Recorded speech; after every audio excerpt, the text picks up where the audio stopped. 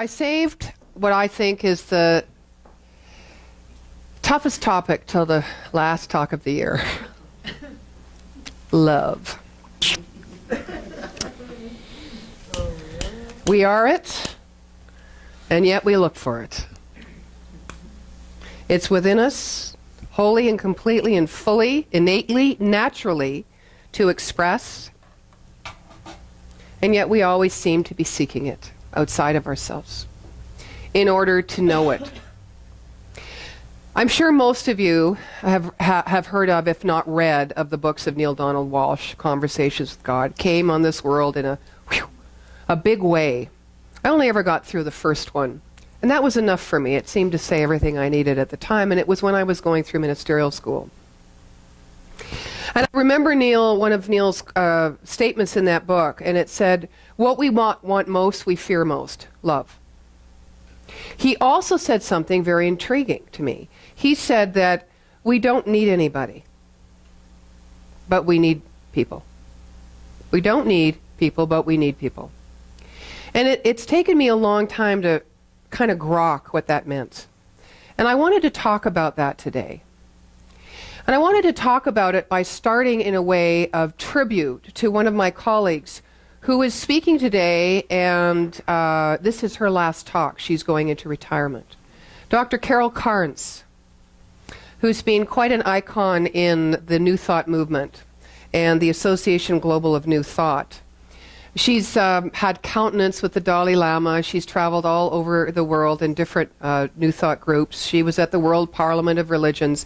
She's really been what we call a mover and a shaker in this movement, a very clear speaker of principle. And I wanted to talk about her and pay her a tribute because she's leaving Calgary. And she's leaving what used to be the Center for Positive Living, which some of you may be familiar with, which is now, since we had our international name change, known as the Calgary Center for Spiritual Living. And they've moved. They've kind of moved themselves, as she likes to say, in the 21st century, and her legacy to that community was to kind of move them out of an old building that was, draining their financial pockets into a real clean, upbeat, more contemporary fashion with investing money and such. And she feels really good about going. Of course, sad. But I want to talk about her because she taught me something. She was never my actual teacher. I only had one teacher, Reverend Marilyn Canet. But of course, we have many, many. And some we don't recognize, some we resist and don't even see.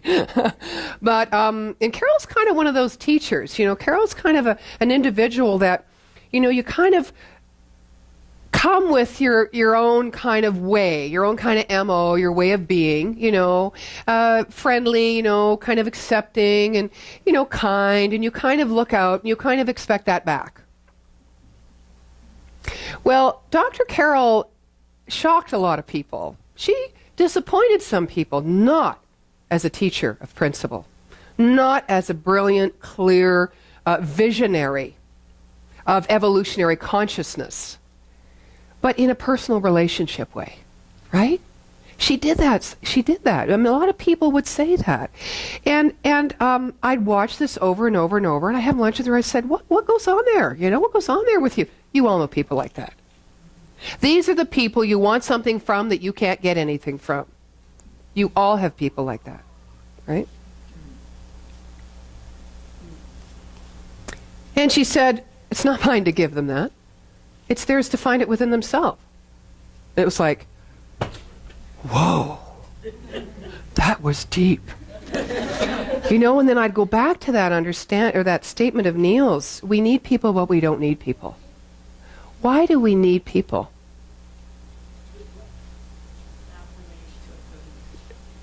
Affirmation of what? Maybe reflection of yourself? Who is to affirm us? I think I know what you mean, but we often look for love and look for love for reasons of affirmation, validation, worth, right? Security, approval, stability, all these things. We look for love for that. We don't know we're doing that most of the time.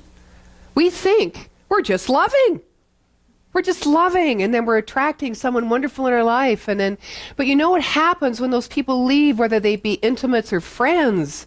We get we don't know what to do. We get lost. And we start realizing as we go through loving relationships that we have the love, and that as we give the love, as Gandhi says, be the change, then we experience the love, and then we start looking at people and relationships a bit differently. Well, Carol knew this because she knows principle. She knows that there's really only one person in the room, and that as I am, so it will be. Right? Emerson wrote a wonderful essay called Self-Reliance. And I only started to like that idea, because in self-reliance is self-responsibility, right? And it means that there's something in me that I have not yet discovered, or I've discounted, or I've suppressed, or I've denied, or I haven't seen the value in, that I am not living by as and through. That I keep out here. Well, it's not really our fault, folks, because we're raised to be dependent, not independent. Everything, every system, everything is like, you can't do this. This is how you should be. You shouldn't be this way. You need this to survive. You need this to be better. You need this to be, that's the way we're raised, right? So it is a challenge to take on this idea of becoming self-reliant. But when we're self-reliant, what that means is the principle, the source of all supply, lives within us, and from which all things flow and all things grow and all things are created. This God that we talk about in metaphysics or in Science of Mind, New Thought teachings, says that everything that is created in this universe by this supreme intelligence, that same intelligence gene, if you want to call it, is here. But we live in a world that speaks of duality because we've formed our own identity based on what we're not. And we need to be individual and independent. But being independent doesn't move us any closer to interdependence. Neither does being dependent. Haven't you found that? So what should we be dependent upon? If there's any one thing, it should be ourself, because we have the supply and the source of creative intelligence within us. So Carol knew this, and when people came to her to get love or to get approval or to get validation, it was the last thing she was going to give them. She gave them the principle. People didn't like that. Why? Because they couldn't recognize love in the principle. Because it didn't feel loving. I've never been a mom. But isn't that what you have to do sometimes? Perhaps more times than you ever would want to? When you know better for your children and you have to, the tough love thing, that's how they talk about it now in the last 10 years. You have to say no. You figure that out. You make your choice, and then you get the consequence to your action. Don't come to me to make the choice. We can guide. We can support. We can cheer, right? We can accept no matter what the choices of our children, our loved ones, our friends are. But we can't make those choices. You know why? And that's what we do as licensed practitioners of this teaching, isn't it? We don't think for other people. We don't tell people what to think. We don't advise people. We hold the knowing of the truth of the power and presence of that creative intelligence and that desire within people to have the best life, to experience the goodness in life, to experience abundance, to experience and create health within them, because the power is within them to create all of it. But if we start interfering because we have a need to be needed, or we have a need to be loved or validated, we cut off their source to their own supply. They never get to work it, to use these spiritual laws and these principles, to prove it for themselves. And when you can't demonstrate it, you can't know it.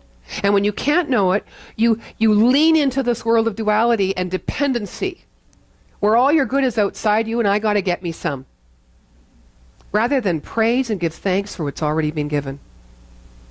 To believe in these principles and to use these principles is to love, because you can't love self unless you know that you are loved, that you are love, and you've been given everything you need. And once you start living from that relationship, then you step back the grasp of getting. You start not being attached to outcomes. You start having an easier life and appreciating and accepting the moment and enjoying the simple things in life. You get your perspective starts, getting in balance. I mean, think about the times when you're not loving to yourself. Think of just the last time that you had one of those, geez, I shouldn't have done that. I shouldn't have said that. I shouldn't have thought that about myself. What was I thinking? What were one of those last times? Right? And so you don't identify yourself as loving in those moments because you're busy judging and criticizing, thinking you should have been other than who you are. But what if you had one of those moments, and in that very moment you went, oh my, I am a magnificent, loving individual. I have the love within me that will transform anything I'm feeling right now.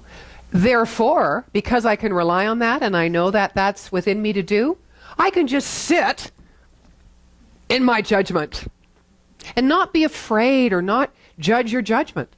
Just be who you are. Feel what you feel. Say what you need to say. Just say it. Because that core of you, that nature of you, is so magnificent, so intelligent, so loving, so creative.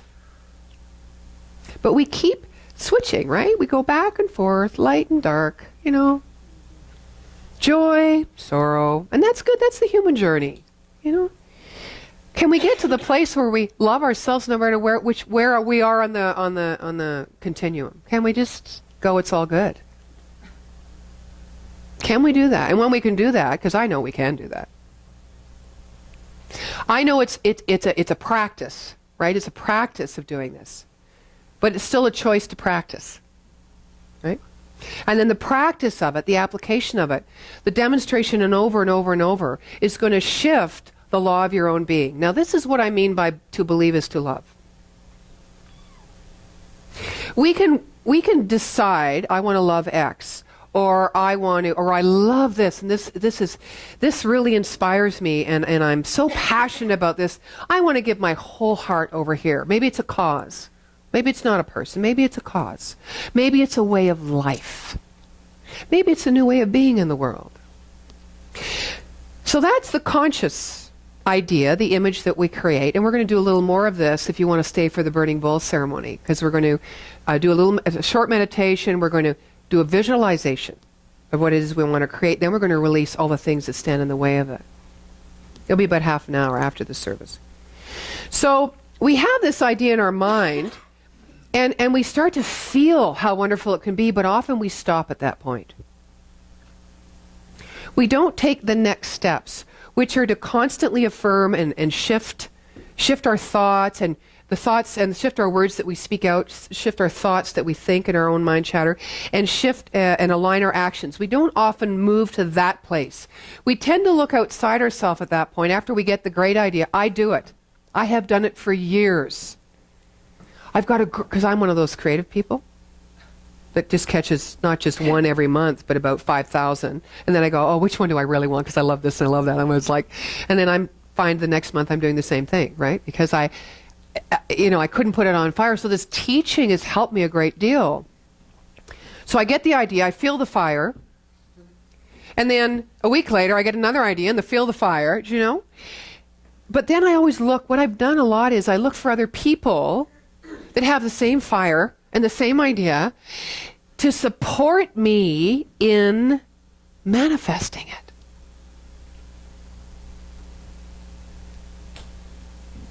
Does that ring of dependency? It could ring of interdependence, but it depends what my intention is in looking for that other party. And we don't often know our intention. We can know our conscious intention, but we have no idea what our subconscious mind is truly believing that can negate and outweigh these new creative ideas and these great feelings. We have built, like, where do conscious thoughts go? They go into the subconscious mind. Our conscious thought is loving, it's light, it's spontaneous, it's impulsive, it's creative. But it isn't what creates or demonstrates an experience. It is our subconscious mind, this other part of mind, that is the creative medium. This is the law of our being. To believe is to love. Not what I believe up here and what I want to change it into and become. What I deeply believe in my subconscious mind is what's going to create.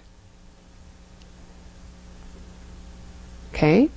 So I could be loving and, viewing and changing my consciousness, which is what you have to do in order to change your subconscious mind. But I don't hang in long enough. You have that experience? You don't hang in long enough to shift the law of your being and the beliefs that you've had that are there that you don't know about, who fight against you. They're like the silent resistors. They start to transform these beautiful, open, great, creative, magnificent thoughts. They start to transform them from the light back into the dark. The dark that holds generational beliefs that we are victims, that we are powerless, that we are separate, that there isn't within us what we need, that we do have to struggle to gain, that there is a price to pay, right? That you can't have it all. What are all those things, all those myths that just sit there? And every time you get one of these beautiful, innocent, exciting, passionate dreams, it's like it wants to go, but it just kind of gets sucked back into here. And you don't know what happens. You said, well, I didn't want this. I didn't want this experience. I was thinking this. So this is the study of metaphysics. It's the nature of our being. It's the nature of how to think. It's the nature of how the mind works. So to believe is to love. I want to share with you some words of Dr. William Larkin. He was a psychologist, and when we talk about love, we think so much about, there's many different kinds of love, right? There's that love from the ego, which is the needy love. I need to be complete. I need something to complete me, to make me feel happy or to make me feel whole or better about myself or worthy. I've been working on, in this teaching, the agape love, where what is good for me is the highest and best for everyone. And I start thinking about, even though I go through all the ego feelings and some guilt here or this or that, but I keep raising and I keep praying and I keep filling my mind with this idea that if I am moving from the highest and best love of myself and discernment within me, knowing that I have everything I need, and I make my decisions from there, then all will be blessed. Because I'm coming from love. I'm not trying to get love. I am coming from love. So when we talk about love, and I marry lots of people, and I get lots of vows across my computer. They always say to me, okay, because it's the hardest thing to do in the wedding is to write the vow, right? So tell me if it's okay. And I go, of course it's okay. It's your heart speaking. I don't need to change anything. Oh, is it too long? Is it too short? Should I say this? Should I say that? And I always send it back. They're magnificent. Go with it. Go with it. Go with it. Dr. Larkin wrote vows. Now, I've only given you an excerpt. And I think his words are quite brilliant to illustrate this idea of loving, of being love, of knowing you are love, of loving self, and of being self-reliant. Believing that you've got everything you need and that you don't need anything from outside yourself to complete yourself. I promise to myself that I will be responsible for my own happiness. I promise that I will be responsible for staying in touch with my own needs and responsible for finding ways to get those needs met that are not dependent on you. I also promise that I will not take upon myself the burden of thinking that I have to make you happy or keep you happy. I promise to let you do that for yourself. Now that's loving. Right? I promise not to hold you hostage to accept and love in me what I have not loved and accepted in myself. I promise that I will not find a part in you that I don't believe is in me and love it in you instead of finding it and loving that within myself. Big one for me. I am attracted to people, and this is actually principle-based, because there's only one person in the room. So here's a person who is emulating, you have this? All the things you dream of wanting to be yourself. And you're like, I gotta watch you, I gotta watch how you breathe, I gotta watch how you sleep, what you eat, I gotta watch how you relate to people, right? Because I want that. Wait a minute, stop. I already have it, or I couldn't see it. I couldn't recognize it. That was a big one in my life. I don't know if that speaks to you. I promise that I will not find a part in you that I don't believe is in me. Already said that. Isn't that interesting? I'm repeating the same one. Okay. I will also not be upset when you are not the part I need you to be for me when I can't find it within myself. I will not hold you hostage to be for me what I cannot be for myself. I will let you be free to find what makes you happy. I will not be or feel responsible to keep you happy. I will let you be honest with yourself about what that is and find it in your own way.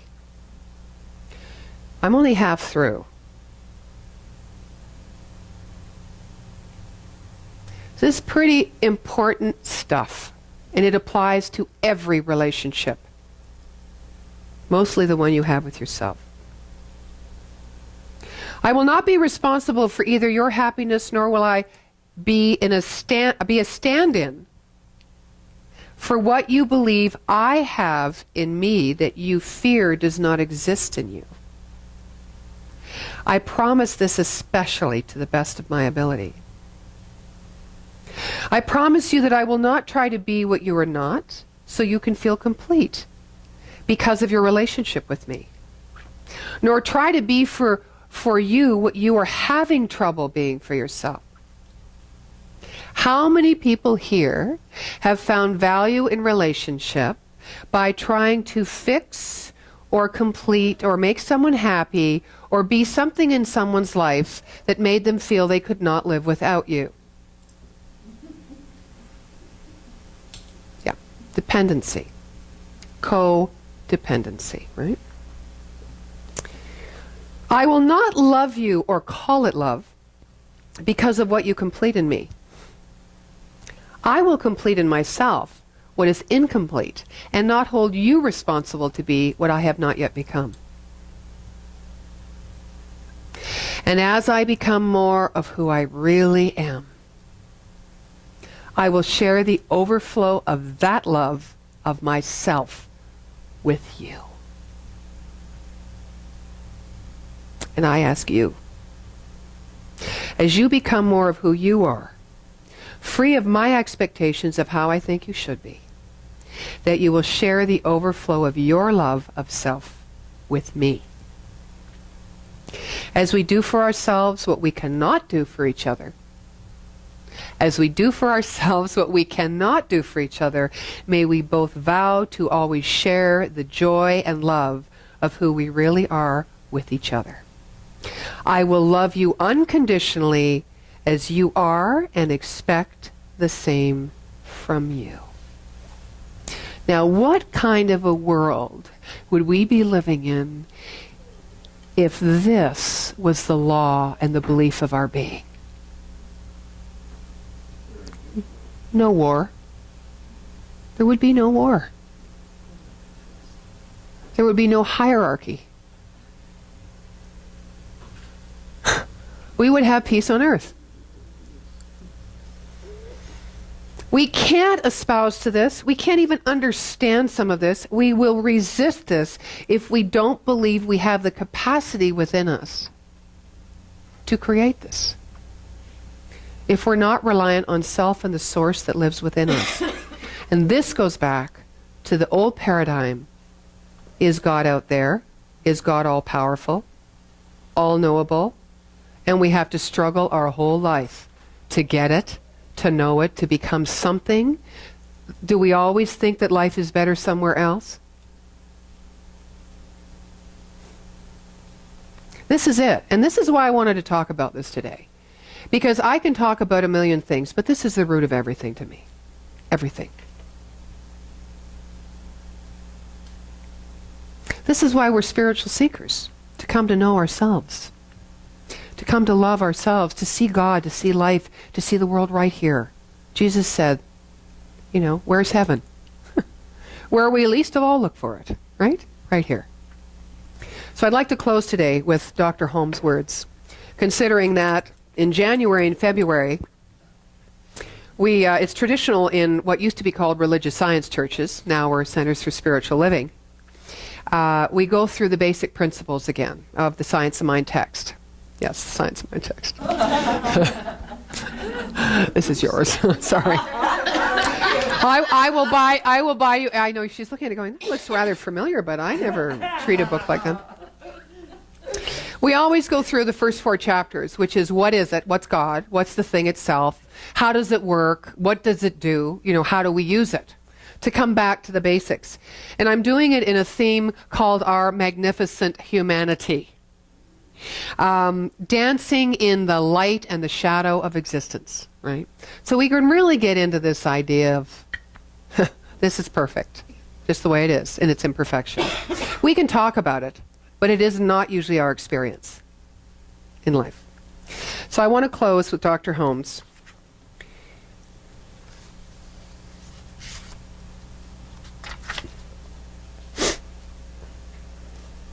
He says, evolution has brought man to a point of self-expression, and it can do no more for him until he consciously cooperates with it. Its law is one of growth and unfoldment. God goes forth anew into creation whenever anyone discovers a new truth or increases knowledge about an old one.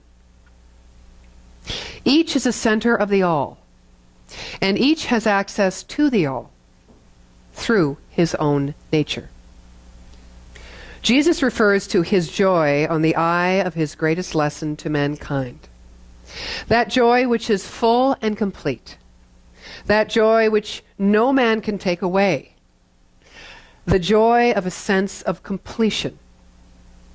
He was about to lay down his earthly life as the greatest object lesson ever taught. And what was this lesson? That love knows no bounds, and that the eternal goodness gives itself to all.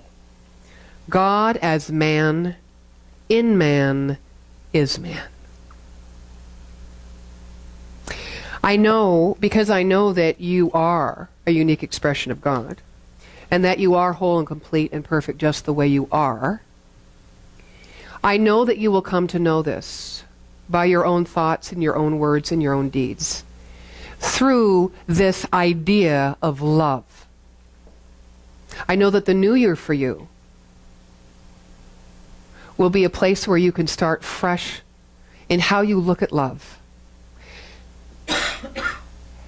I know that you will start to praise and honor the love that you are, as opposed to wanting and looking and seeking for it outside of yourself, to shore yourself up, to affirm yourself, to validate yourself. And I give thanks for each one of you that are here today and that have been here throughout the year, and all my colleagues and all those on whose shoulders I stand, that have helped me heal those places, hold those places that were confused or felt broken or felt less than, so that I can become a light and become a way shower, as all of you are, so that I can recognize my own light. And by being the presence of who I am, be the teacher that we all are. so that I also can be open to be the student, the eternal student, because it never ends. This life never ends. The learning, the becoming, the experience never ends. And so, yes, there is only one thing going on. We all teach it in different ways. We all experience it in different ways. We all express it in different ways. Do not be afraid in learning to love yourself, to be what sometimes seems to others as unloving. Know, with your own love, you do not need the validation of someone else. That you can trust and love and honor them for who they are, and let them be free to find and love themselves just as they are. This is conscious evolution. We do it in our own lives. We plant the seeds in our own selves. And from that, the energy in our consciousness moves out to bless all mankind. We are one world. Yes, we are our brother's keepers, but not in the old way we think we used to have to be. God bless us all, and so it is. Marianne.